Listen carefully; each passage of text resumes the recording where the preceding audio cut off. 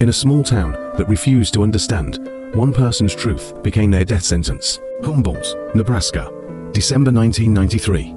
A quiet town with endless fields and secrets buried beneath its soil. In that town lived Teena, a young transgender man who had come to Humboldt for a fresh start. He was kind, charming, and full of life, making new friends, falling in love, and trying to build a future where he could be himself.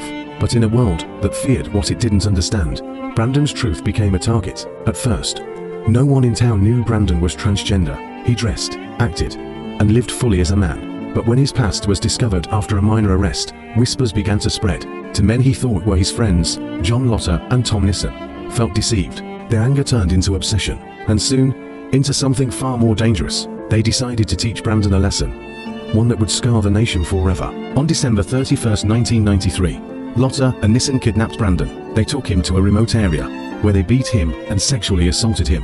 Brandon managed to escape and reported the crime to the police.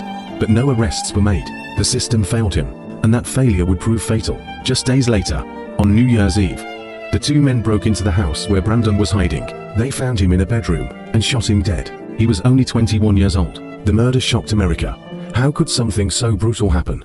Especially after police had been warned. Investigators were criticized for ignoring Brandon's cries for help. His murder became a symbol of institutional neglect and hate-based violence. In 1994, both Lotter and Nissen were arrested. Nissen confessed and testified against Lotter in exchange for a life sentence. Lotter received a death penalty, but for Brandon's family and supporters, justice came too late. Brandon's death became a turning point. It exposed the danger faced by transgender people, not just from hate, but from silence and indifference. His story inspired books, documentaries, and the Oscar-winning film Boys Don't Cry.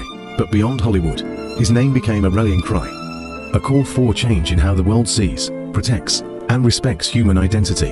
Teena wanted what we all want: to live freely, to love openly, and to be accepted for who we are. But in a world full of hate, that dream cost him his life. Today, his story stands as both a warning and a hope, a reminder that understanding can save lives, and ignorance can destroy them. In a world divided by fear and difference, truth becomes the bravest thing of all. You've been watching Crime Lens, where we uncover the crimes that shook humanity to its core. Don't forget to like, share, and subscribe, because through the lens of crime, we don't just see the darkness, we search for the light within it.